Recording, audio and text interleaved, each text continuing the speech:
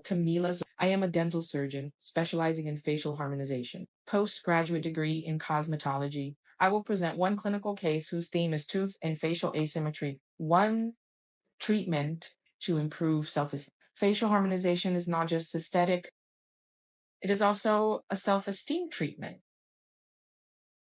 Facial asymmetry is often found in clinical practices that generates discomfort and a negative impact on individuals.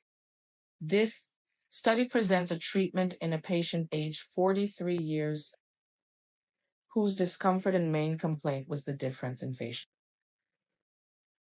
The treatment was developed and performed over 30 sessions. Monthly, the results revealed a significant impact in the patient's self-esteem. We conclude that the treatments performed with Collagen Bioestimulators, botulinum toxin filling to improve symmetries, facials. It is directly linked, yes, to improving, positively impacting the individual's daily activities.